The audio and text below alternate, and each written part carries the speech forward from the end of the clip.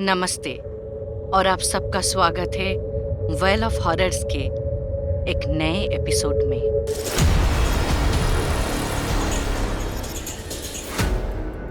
आज का एपिसोड बहुत अलग होने वाला है क्योंकि आज के एपिसोड में हम माँ काली के अदृश्य क्षमता के साथ रूबरू होंगे। आज का इंसिडेंट हमारे साथ शेयर किया है पिंटू मंडल ने। पिंटू दा आज 15 साल हो गया हमारा फैमिली का एक मेंबर है। जब मैं ऑफिस जा रही थी तो पिंटू दा ने मुझे बताए कि मोनाई दी, मेरे पास एक इंसिडेंट है, अगर आपको पसंद आया तो आप हमारे वेल ऑफ हॉरर्स के चैनल पे इसको सुनाइए। इससे सबको पता चलेगा माँ काली के अदृश्य क्षमता के बारे में।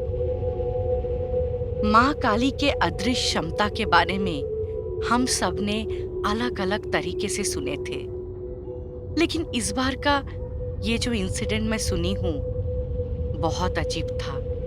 सुनने के बाद जब ये इंसिडेंट पिंटू दा मुझे सुना रहे थे, मुझे गूज़बम्स आ गए थे। काली पूजा को लेके अलग अलग जगह के अलग अलग मान्यता है और हम सबको पता है काली पूजा अगर आप सही तरीके से ना करेंगे तो इसका नतीजा क्या हो सकता है।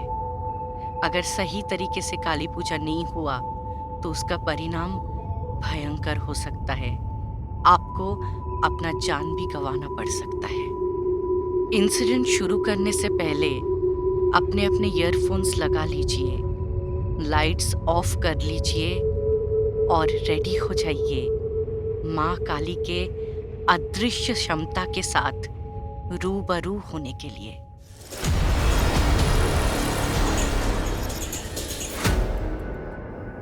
साल 2015 काली पूजा का समय था। यहाँ पे एक चीज बताना चाहूंगी, वेस्ट बंगाल में काली पूजा का अलग अलग नियम है, अलग अलग तरीके से माँ काली के पूजा होते हैं। इनमें से एक है श्यामा पूजा जो भाई दूज के बाद होता है और दूसरा है रुक्खा काली पूजा जो समर में होता है। ये वक्त था श्यामा काली पूजा का जो कि भाई दूज के समय ही होता है, लेकिन पिंटू दा के मोहल्ले में जो पूजा होने जा रहा था, ये यहाँ पे थोड़ा सा करेक्शन है। पिंटू दा का मोहल्ला नहीं, पिंटू दा जो एरिया में रहते हैं हावड़ा के बकुल तला, उनका मोहल्ला छोड़ के अगला जो मोहल्ला पड़ता है वहाँ पे ये पूजा हो रहा था।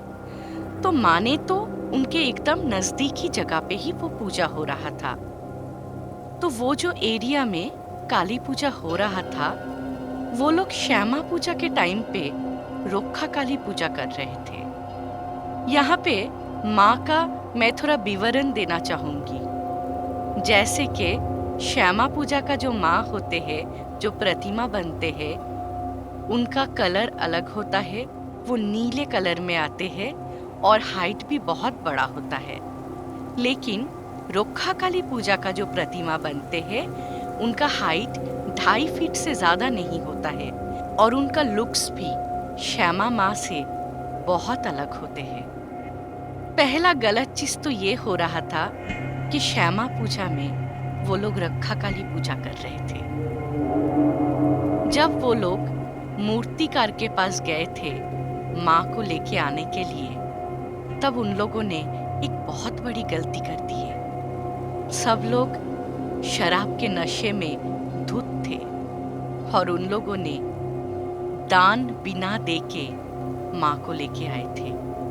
एक्चुअली जब आप माँ को मूर्तिकार के पास से लेके आते हैं, तब मूर्तिकार को आपको एक दान देना पड़ता है, जिसके बाद ही आप माँ को घर लेके आ सकते हैं या अपने मंडप के लिए माँ को बुला सकते हैं। लेकिन दान तो उन लोगों ने दिया ही नहीं। उसके बाद शराब के नशे में धुत होके बाल पकड़ के माँ को उठा के लेके आए थे। ये एक शर्मनाक इंसिडेंट है जो सोच के भी मुझे बहुत बुरा लगता है। मैं इंसान होके अगर ये सह नहीं पा रही हूँ, वो तो देवी थे, वो कैसे मान लेते। और माँ को लाते वक्त माँ का हाथ भी टूट जाता है। इस तरीके से वो माँ को लेके मंडप में बिठाते हैं। उसके बाद ना शंख ध्वनि, ना आरती, कुछ नहीं होता है। हर मोहल्ले का जो पूजा होता है, वहाँ पे कोई एक या बहुत सारे लोग मिलके मूर्ति डोनेट करते हैं, जिससे वो पूजा होता है। तो जो इंसान वो किए थे और माँ को ऐसे हालत पे लेके आए थे, उस दिन रात खून की उल्टी करते हुए वो इंसान चल बसा था। उसके घर वालों को समझ में नहीं आ रहा था। उनका हंसता खेलता हुआ जवान बच्चा जो शाम तक जिंदा था, कुछ ही घंटों में वो अपने जान से हाथ धो बैठा था। सिचुएशन बिगड़ रहा था और जो लड़के उस इंसान के साथ माँ को लेके आए थे, उन दोनों का रात को एक्सीडेंट हो जाता है। तो ऐसे हालत में शुरू होता है माँ का पूजा। एक जगह पे माँ का पूजा का माहौल, दूसरे जगह पे किसी के घर पे शोक का छाया फैल गया था। जिस मोहल्ले में उस लड़के का डेथ हुआ था, उसके दोस्त लोग भी बहुत परेशान थे और अपने दोस्त के चले जाने पे वो लोग बहुत दुखी थे। लेकिन दुख जाहिर करने का शायद और भी तरीका है। इन लोगों ने जो तरीका अपनाया था वो बिल्कुल गलत था, जिसका परिणाम भुगतना अभी बाकी था। बिना श्रद्धा, बिना प्यार, बिना भरोसे का माँ का पूजा होता है वहाँ पे। लेकिन पुजारी जी बार बार उन सबको आभास दे रहे थे, इसका परिणाम सही नहीं होने वाला है। लेकिन अनहोनी को कौन टाल सकता है। वो लोग अपने ही घमंड में चूर थे और अपने परिणाम के तरफ एक एक करके अपना कदम बढ़ा रहे थे। पूजा खत्म हो जाने के बाद उस लड़के का भी क्रेमेशन बचा था। पुजारी जी बताते हैं, जब तक मैं धागा नहीं काटूंगा तब तक माँ का विसर्जन नहीं हो सकता है। और जो लोग भी क्रेमेशन के लिए जाएंगे या बॉडी को हॉस्पिटल से लेके आए हैं, वो लोग माँ के विसर्जन में ना जाए। पुजारी जी के बाद कौन सुनने वाला था। एक कहावत है, विनाश काले विपरीत बुद्धि। ठीक ऐसा ही हुआ था।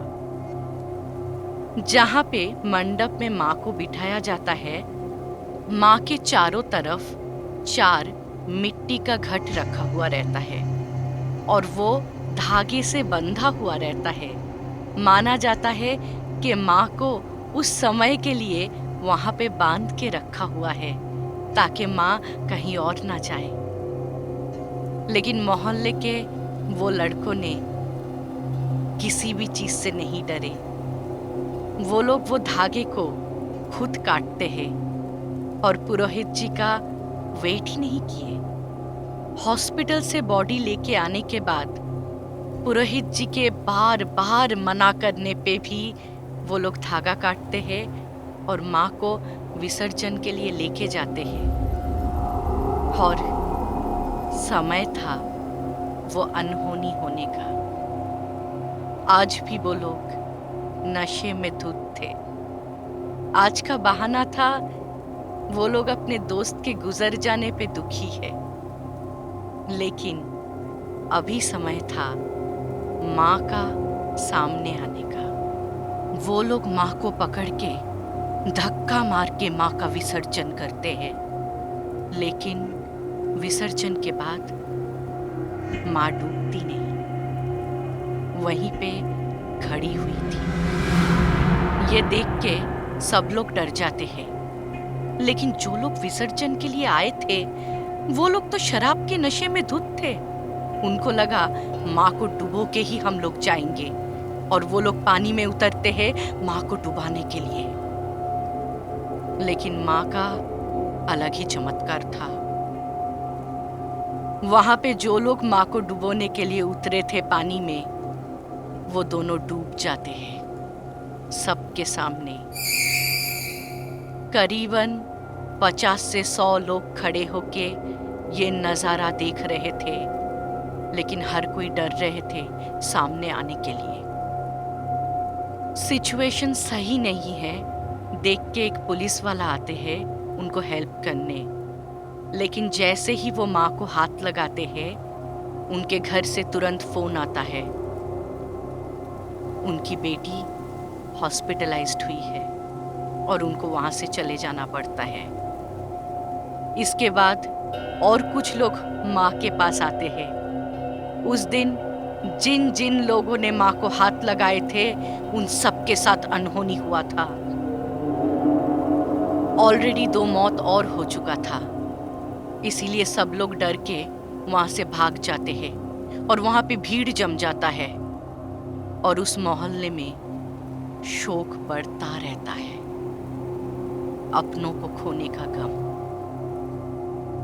माँ वो पूरा रात वहां पे वैसे ही खड़ी थी।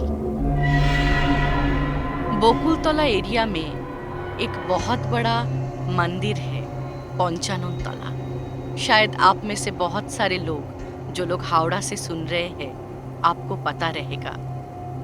वहां के जो पंडित जी है उनको माँ रात को सपना देते हैं कि मैं इस जगह पे खड़ी हूँ, मुझे आके ले जा।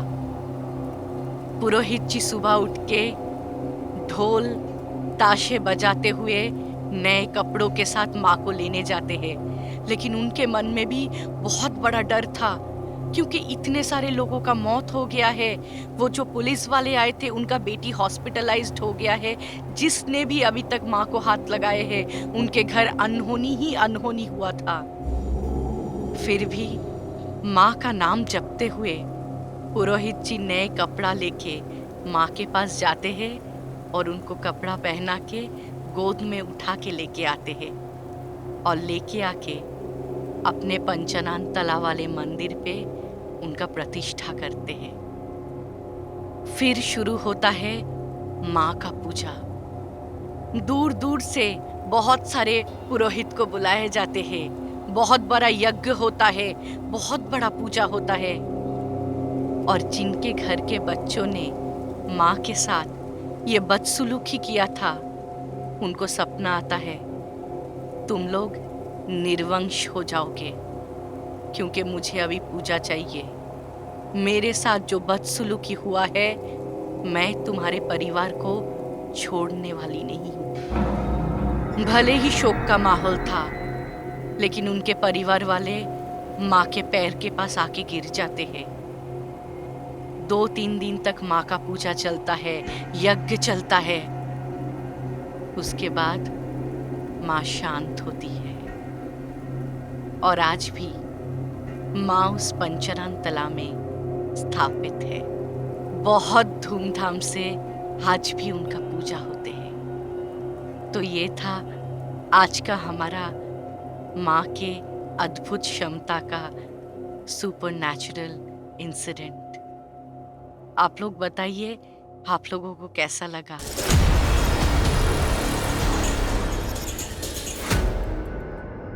ये इंसिडेंट आपके साथ शेयर करते हुए फिर से मुझे गूज़बम्स आ रहा था और माँ का उपस्थिति का अनुभव हो रहा था।